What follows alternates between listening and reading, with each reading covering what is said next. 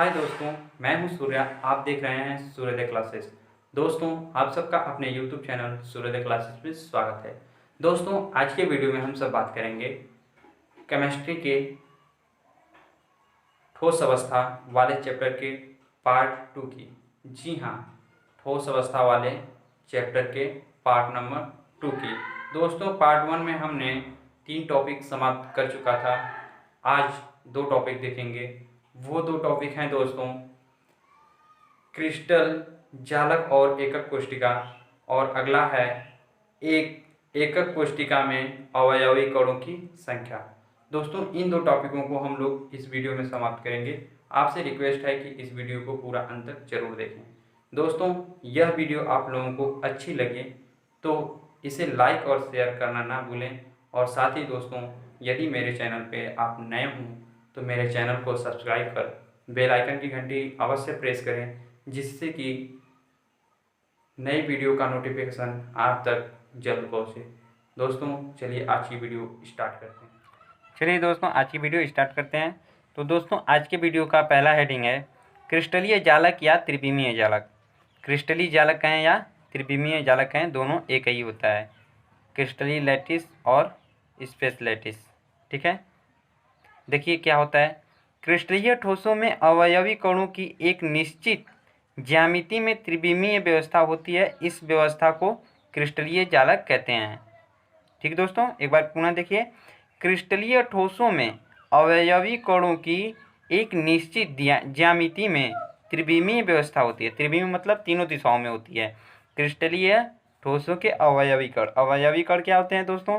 ठोस जिन अणुओं से मिलकर बना होता है वही अवयवी कण होते हैं। ये आयन, अणु, परमाणु कुछ भी हो सकता है। ठीक है, तो उनके त्रिविमीय व्यवस्था को क्या कहते हैं? क्रिस्टलीय जालक कहते हैं। ठीक दोस्तों, अब आगे बात करेंगे। ये क्रिस्टलीय जालक एक बीमीय, द्विबीमीय या त्रिबीमीय हो सकती हैं। एक बीमी भी हो सकती है, दो बीमी भी हो सकती है और त्रिबीमी भी हो सकती है। एक बीमी मतलब एक दिशा में, द्विबीमी मतलब दो दिशा में, त्रिबीमी मतलब तीनों दिशाओं में। ठीक है दोस्तों, तो देखिए पहला पॉइंट है, यदि अवयवी कण एक निश्चित दूरी पर सरल रेखा में पुनरावृत्ति करते हैं तो एक बीमीय जालक बनता है। पुनः इसको देखिए, यदि अवयवी कण एक निश्चित दूरी पर सरल रेखा में पुनरावृत्ति करते हैं तो एक बीमीय जालक बनता है। देखिए एक बीमीय जालक का ये रहा चित्र। देखिए एक अणु यहाँ पर, एक अणु यहाँ पर, एक अणु यहाँ पर, एक अणु यहाँ पर, एक अणु यहाँ पर, यानी कि इन दोनों अणुओं के बीच की दूरी समान है। तो यहाँ पर ऐसे में एक बीमीय जालक का निर्माण होता है। ठीक, अब अगला है दोस्तों दूसरा वाला, यदि अवयवी कणों की किसी तल में पुनरावृत्ति होती है तो द्विविमीय जालक बनता है। ठीक है दोस्तों, यहाँ पर थोड़ा समझिए। समतल, क्या चीज? तल। तल, तल मतलब क्या हो सकता है? तल मतलब दोस्तों किसी फर्श पे, किसी फर्श पे मतलब लंबा और चौड़ा, लंबाई में और चौड़ाई में। यदि लंबाई और चौड़ाई दोनों में पुनरावृत्ति कर दें तो वहाँ पे द्विविमीय जालक का निर्माण होता है। मतलब कि एग्जाम्पल की तरफ तौर पे यहाँ पे समझ लीजिए थोड़ा सा। देखिए ये तल है, तो तल पे एक इधर बिछा गया, एक इधर, एक इधर, एक इधर, इधर इधर। तो देखिए ये दो दिशाओं में फैले हैं, लंबाई और चौड़ाई दोनों हो रही है। लेकिन यहाँ पे एक बीमी वाले में लंबाई ही केवल थी, चौड़ाई नहीं थी। यहाँ पे लंबाई और चौड़ाई दोनों आ गई, इसलिए द्विविमीय जालक के नाम से जाने जाएंगे। क्यों? क्योंकि दो दिशाओं में फैल रहे हैं। ठीक है दोस्तों, अब तीसरा है, देखिए तीसरा वाला है दोस्तों, यदि अवयवी कणों की त्रिविमीय में पुनरावृत्ति होती है तो त्रिविमीय जालक का निर्माण होता है। त्रिविमीय मतलब तीनों दिशाओं में, लंबाई, चौड़ाई और ऊंचाई तीनों में यदि पुनरावृत्ति कर दी जाए तो वहाँ पे त्रिविमीय जालक का निर्माण होता है। इसका फिगर हम लोग पीछे देख लेते हैं थोड़ा सा, इसको देखने के बाद। देखिए अवयवी कणों को किसी भी प्रकार के क्रिस्टल जालक के आरेख बिंदु द्वारा प्रदर्शित किया जाता है, जालक बिंदु कहलाता है। जालक बिंदु क्या होता है? तो ये क्रिस्टल को प्रदर्शित कर रहा है, यही जालक बिंदु कहलाएगा। देखिए अवयवी कणों को किसी भी प्रकार के क्रिस्टल जालक के आरेख बिंदु द्वारा प्रदर्शित किया जाता है, जालक बिंदु कहलाता है। जालक बिंदु दोस्तों यही सब है जालक बिंदु। ठीक, देखिए अब आगे देखते हैं, बात करते हैं आगे।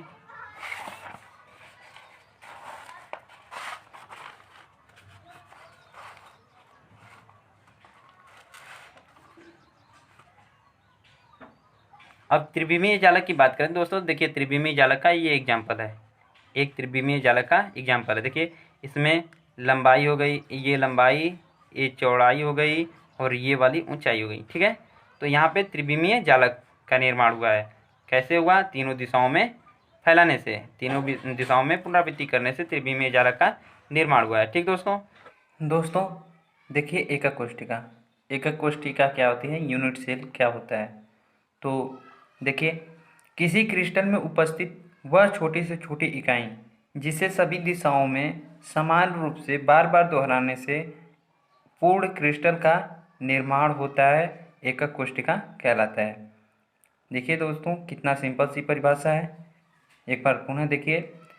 किसी क्रिस्टल में उपस्थित वह छोटी से छोटी इकाई जिसे सभी दिशाओं में समान रूप से बार बार दोहराने से पूर्ण क्रिस्टल का निर्माण होता है, एकक कोष्ठिका कहलाता है। दोस्तों यहाँ पर देखिए एग्जाम्पल है, जैसे मैं यहाँ पर एक छोटी सी इकाइयाँ हैं, ठीक है, ये छोटी छोटी इकाइयाँ हैं, इनको बार बार दोहराने से देखिए इतना को आगे हमने बढ़ा दिया, फिर अब इसको हम नीचे बढ़ा दिए, नीचे फिर यहाँ पर एक बढ़ा दिए, तो इसको बार बार दोहरा रहे हैं समान रूप से, जितना आगे बढ़ा रहा है उतना ही पीछे बढ़ा रहा है, उतना ही सामने बढ़ा रहे हैं, उतना ही चारों दिशाओं में यानी कि सभी दिशाओं में समान रूप से बार बार दोहरा रहे हैं।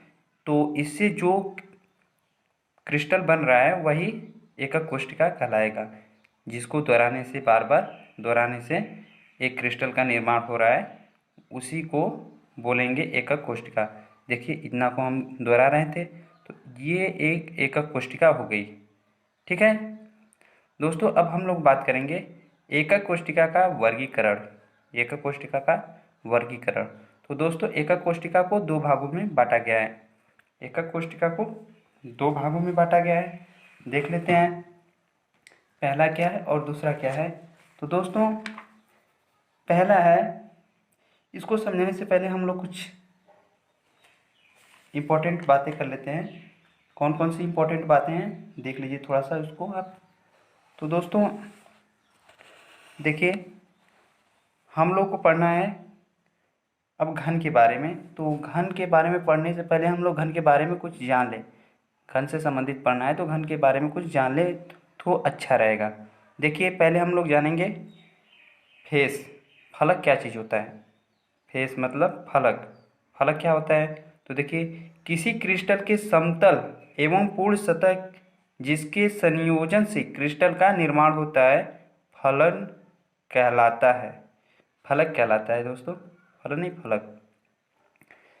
किसी क्यूब तथा क्यूबाइड में फलक की संख्या 6 होती है, किसी घन या घनाभ में फलकों की संख्या 6 होती है घनाभ में। फिर उसके बाद दोस्तों हम लोग बात करेंगे एड्ज मतलब कोर। कोर क्या चीज़ होता है, तो इसे देखिए किसी क्रिस्टल के दो निकटवर्ती फलकों के परिच्छेद को कोर कहते हैं। यानी कि दो हम लोग दो फेस यानी कि फलक को जब मिलाते हैं, दो फलक को जब मिलाएंगे आपस में तो उनके बीच में एक यहाँ पे कॉर्नर बनेगा, तो इसी को हम लोग कोर बोलेंगे। फिर से देखिए एक बार, किसी क्रिस्टल के दो निकटवर्ती फलकों के परिच्छेद को कोर कहते हैं। यानी कि दो फलक को आपस में जब ज्वाइंट करेंगे तो यहाँ पे एक कोर बनेगा, वही होगा कोर। ठीक है दोस्तों, तो बात करें आगे, तो किसी क्यूबिक तथा किसी क्यूब तथा क्यूबाइड में 12 कोर होते हैं। ठीक दोस्तों, ये इंपॉर्टेंट बातें हैं, इनको आप याद रखिएगा। 12 कोर और 6 फलक होते हैं। ठीक, अब फिर उसके बाद दोस्तों हम लोग बात करेंगे अंतराफलकीय कोण। अंतराफलकीय कोण क्या होता है, इंटरफेसियल एंगल। देखिए इसको देखिए, किसी क्रिस्टल में दो निकटवर्तीय फलकों के मध्य बने कोर को अंतराफलकीय कोण कहते हैं। ठीक, इसे अल्फा बीटा और गामा द्वारा व्यक्त करते हैं। क्यूब तथा क्यूबाइड में अल्फा बीटा गामा का मान समान होता है तथा इसका मान 90 अंश होता है। किसी क्यूब या क्यूबाइड में दोस्तों अल्फ़ा बीटा गामा का मान 90 अंश होगा। ठीक है, इसको हमेशा याद रखिएगा, बहुत ही महत्वपूर्ण है। उसके आगे दोस्तों हम लोग बात करें तो एड्ज लेंथ मतलब कोर की लंबाई क्या होती है। कोर की लंबाई तो इसको भी देख लीजिए। कोर की लंबाई दोस्तों किसी क्रिस्टल के दो निकटवर्ती फलकों के बीच की दूरी को एड्ज लेंथ कहते हैं। इसे ए बी सी द्वारा व्यक्त करते हैं। किसी क्यूब के लिए ए बराबर बी बराबर सी होता है, जबकि क्यूबाइड के लिए ए बराबर B is not equal to C होता है। अब दोस्तों देखिए, क्यूबिक क्रिस्टल लैटिस यानी कि घनी क्रिस्टल जालक, ये क्या होता है, घनी क्रिस्टल जालक। तो देखिए, किसी क्रिस्टल के अवयवी कण, कुछ भी हो सकता है, अणु हो सकता है, परमाणु हो सकता है या आयन हो सकता है। किसी क्रिस्टल के अवयवी कण आपस में जुड़कर के एक निश्चित आकृति का निर्माण करते हैं, जिसे क्रिस्टल लैटिस कहते हैं।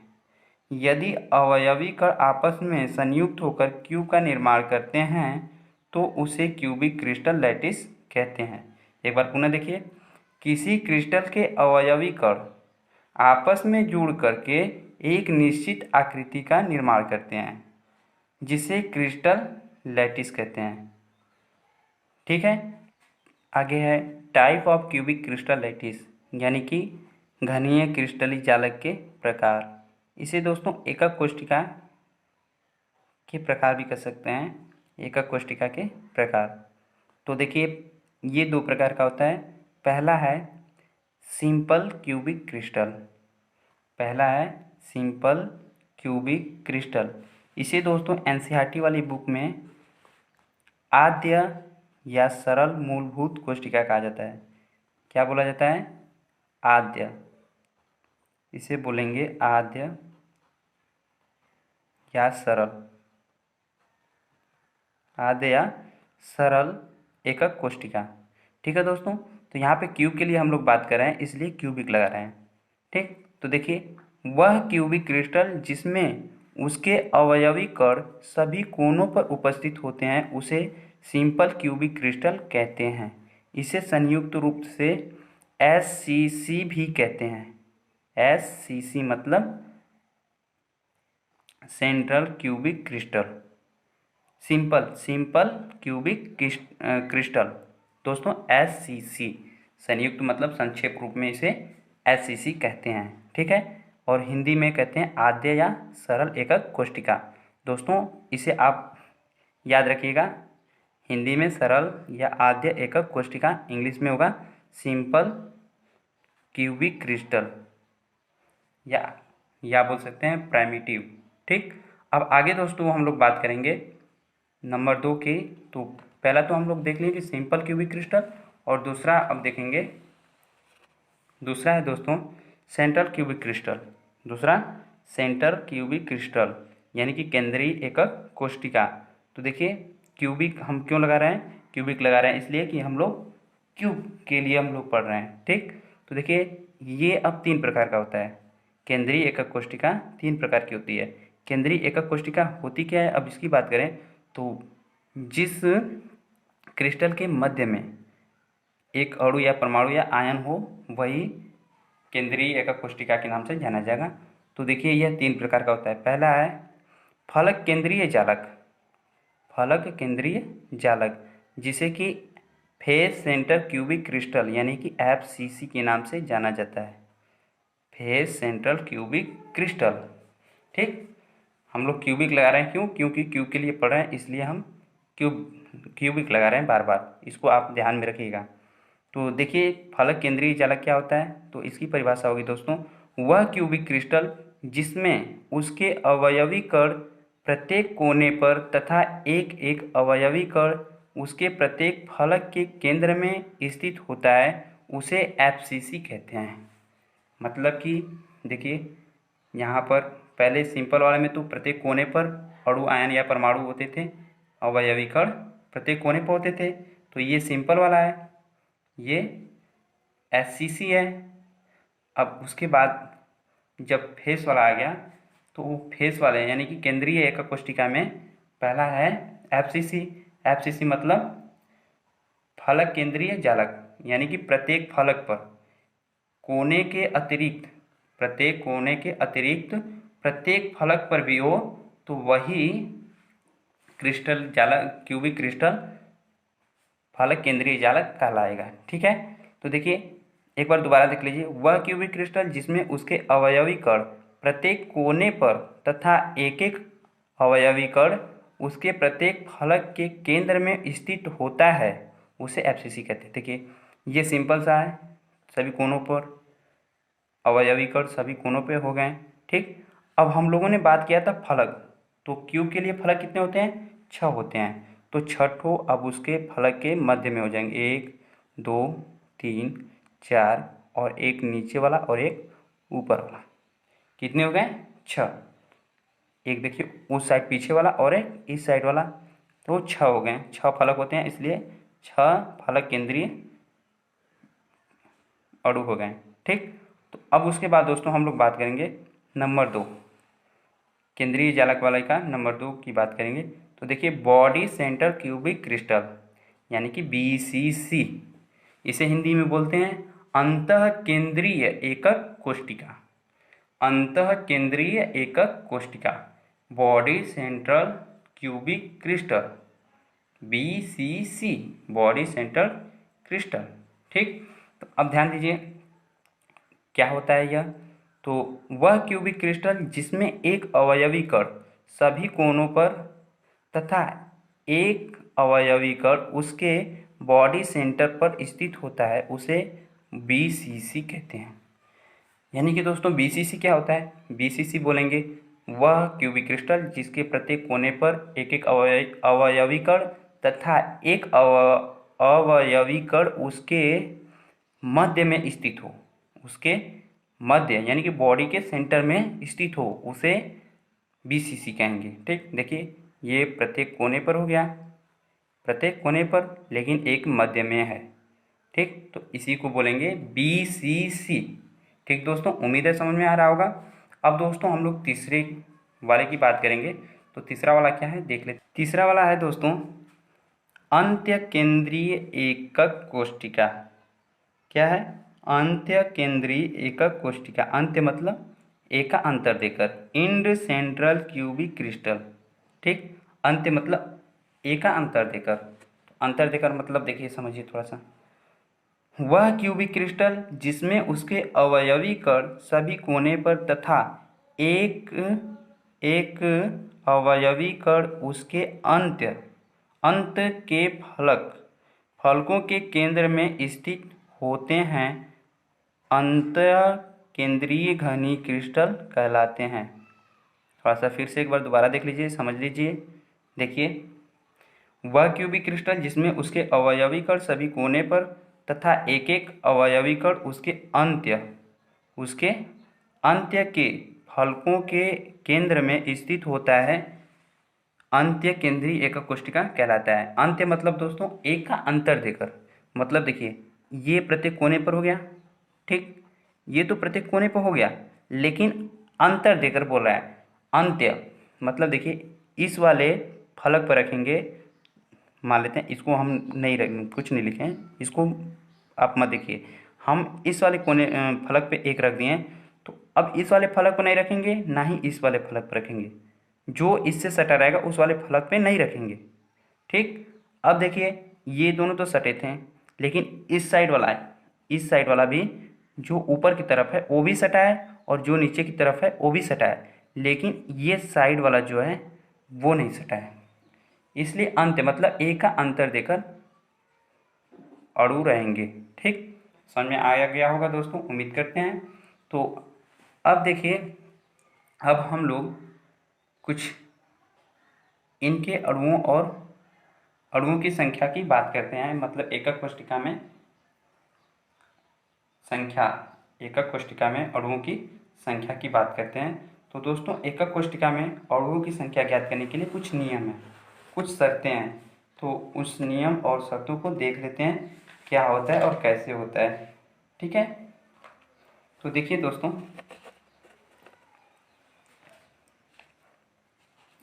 अब हम लोग देखेंगे एकक कोष्ठिका में कणों की संख्या की गणना के नियम, यानी कि एकक कोष्ठिका में कणों की संख्या की गणना कैसे करते हैं। तो देखिए, पहला है, किसी एकक कोष्ठिका के कोने पर उपस्थित एक कण 8 मात्रक कोष्ठिकाओं के द्वारा सहभाजित होता है, अतः कोने पर उपस्थित प्रत्येक अवयवी कणों का योगदान एक मात्रक कोष्ठिका के लिए 1/8 होता है। इसका कहने का मतलब है दोस्तों कि थोड़ा सा समझा देते हैं आप लोग को। देखिए, इसको थोड़ा सा समझ लीजिए दोस्तों। देखिए कैसे बोल रहा है कि किसी भी कॉर्नर पे एक अणु या परमाणु या आयन रखेंगे तो उसका योगदान 1/8 होगा। उसका योगदान 1/8 होगा। कैसे, देखिए, हम मान ले रहे हैं एक ये दीवार एज्यूम करके चल रहे हैं दोस्तों। देखिए 1 2 3 4, यानी कि इसी तरह से एक क्यूब है। इसी तरह से एक क्यूब है। इस क्यूब के ऊपर सभी कोनों पर देखिए एक क्यूब है ये वाला। तो इस क्यूब के कोने पर हम एक कागज़ का टुकड़ा रख दे रहे हैं। देखिए एक कागज़ का टुकड़ा रख दिए कोने पे। जब कोने पे एक कागज़ का टुकड़ा रखें तो इसके आसपास में कितने कोनों से टच हो सकता है, कितने तरीकों से टच हो सकता है, उसी को देखेंगे, वही योगदान है। तो एक अणु है मतलब एक कागज़ है। एक कागज़ को जब हम इस कॉर्नर में ले गए तो देखिए तीन कॉर्नरों से टच हो गया, 3 कॉर्नर से टच हुआ। ठीक, 3 कॉर्नर से टच हुआ दोस्तों। अब टोटल कितने कॉर्नर हो गए? 4 कॉर्नर, 1 2 3 4, 4 के हैं, 4 क्यूब हैं तो 4 कॉर्नर से टच हुआ। अब इसके ऊपर भी हम इसी तरह से 4 रख दें, इसी तरीके से 4 और रख दें। देखिए 4 हम और रख दे रहे हैं तो टोटल यह कितने कॉर्नरों से टच होगा? टोटल यह कितने कॉर्नरों से टच होगा? देखिए कितने हो गए? 4 तो नीचे हैं, 4 ऊपर कॉर्नर, 4 नीचे के कॉर्नर, 4 ऊपर के कॉर्नर, कुल कितने कॉर्नर हो गए? 8 कॉर्नर। जब 8 कॉर्नर हो गए दोस्तों तो अब ये बताइए वो किसी और कॉर्नर से भी टच हो सकता है? नहीं हो सकता ना, नहीं हो सकता ना।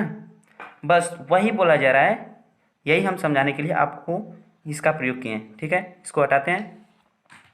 इसी को दोस्तों बोला जा रहा है पहले नियम में कि किसी एकक कोष्ठिका के कोने पर उपस्थित एक कण 8 मात्रक मतलब 8 वो जो क्यूब हैं, 8 क्यूब जो हैं उसी को बोला है 8 मात्रक कोष्ठिकाओं के द्वारा सहभाजित, मतलब उनमें साझा करना, वही सहभाजी बोला है, सहभाजित होता है। अतः कोने पर उपस्थित प्रत्येक अवयवी कणों का योगदान एक मात्रक कोष्ठिका के लिए 1/8 होता है, यानी कि एक अणु के लिए 1/8 योगदान होता है कॉर्नर के लिए। ठीक है, अब दूसरा नियम देखिए, उम्मीद करते हैं समझ में आ गया होगा आप। तो दूसरा देखिए अब दोस्तों, किसी एक कोष्ठिका के फलक पर उपस्थित अवयवी कण दो एकक कोष्ठिकाओं के मध्य सहभाजित होता है। अतः एक एकक कोष्ठिका में किसी एक फलक पर उपस्थित प्रत्येक अवयवी कण का योगदान 1/2 होता है। इसको भी समझ लीजिए, फलक के लिए बोला है। यदि हम इस कागज़ के टुकड़े को फलक पे रख दें तो वो कितने फलकों से टच हो सकता है? देखिए इसको हम फलक के मध्य में रख दें, ठीक है। अब इसको फलक के मध्य पे रख दिए तो ये कितने फलकों से टच हो सकता है? देखिए यहाँ पर हमने ऐसे लगा दिया। जब लगा दिया दोस्तों तो देखिए ये एक फलक हुआ और ये एक फलक हुआ, तो यानी कि 2 फलकों से टच हो रहा है। तो फलक केंद्रीय जो अणु है वो 2 फलकों के लिए योगदान करेगा। तो वही बोला जा रहा है, अवयवी कण का फलक पर उपस्थित प्रत्येक अवयवी कण का योगदान 1/2 होता है। ठीक है दोस्तों, उम्मीद करते हैं समझ में आ रहा होगा। नहीं समझ में आ रहा है तो आप कमेंट करिए, हम कोई और तरीका सोचेंगे आपको समझाने के लिए। ठीक, अब नियम 3 कह रहा है, देखिए नियम 3 है, क्या है उसको भी देख लीजिए। किसी एकक कोष्टिका के केंद्र में उपस्थित कण अन्य किसी एकक कोष्टिका के साथ सभाजित नहीं होता, अतः एक एकक कोष्टिका के लिए उसका योगदान 1 होता है। किसके लिए बोला है? किसी एकक कोष्टिका के केंद्र में उपस्थित, यानी कि केंद्र में उपस्थित बोला है। देखिए ये क्यूब है, ये एक क्यूब है, ठीक है। तो इस कागज के टुकड़े को हम इसके केंद्र में रखते हैं। देखिए ये कागज का टुकड़ा है और इस कागज के टुकड़े को हम इसके केंद्र में रख दें। डाल दिए, दिख रहा है? नहीं दिख रहा। हाँ देखिए वहाँ पर है, हम इसके केंद्र में रख दिए इसको। तो अब बताइए ये किसी से टच हो सकता है? ऊपर से भी ढका है, बगल से भी ढका है, चारों तरफ से ढका है, तो ये किसी फलक से टच होगा? नहीं होगा, अकेले रहेगा। इसलिए बोला जा रहा है कि केंद्र में उपस्थित कण अन्य किसी एकक कोष्टिका के साथ सभाजित नहीं होता है, मतलब कि अतः एकक कोष्टिका के लिए उसका योगदान 1 होगा। एफसीसी में जो केंद्र में अणु है उसका योगदान 1 ही रहेगा। ठीक, और इससे पहले हम लोग कॉर्नर वाला का बात करें तो कॉर्नर वाले में हम लोग देखें कि 1/8 होता है एक अणु के लिए। ठीक, और जो फेस पे होता है यानी कि फलक पे होता है उसका योगदान एक अणु के लिए 1/2 होता है, और जो केंद्र में होता है उसका योगदान 1 होता है। ठीक, अब दोस्तों चौथा नियम है, चौथा नियम है उसको देख लीजिए। चौथा नियम क्या कह रहा है? तो बोल रहा है किसी चालक कोष्टिका के किसी किनारे या कोर पर उपस्थित कण 4 एकक कोष्टिकाओं के साथ सभाजित होता है, अतः इस अवयवी कण का एकक कोष्टिका में योगदान 1/4 होता है। दोबारा देख लीजिए क्या बोल रहा है। तो देखिए किसी एकक कोष्टिका के किसी किनारे, किनारे मतलब कोर पे, किनारे कोर, देखिए इस कोर पे यदि रखा जाए, इस वाले कोर पे कागज को रखा जाए, कोर पे रखा जाए, कोर पे रख दिए, तो ये कोर कितने कोर से टच हो सकता है? 4 कोर से, एक इधर से 2 ऊपर से, यानी कि 4 कोरों से टच हो सकता है। इसलिए एक अणु का योगदान कोर वाले का कितना होगा? 1/4 होगा। देखिए 1/4 होगा।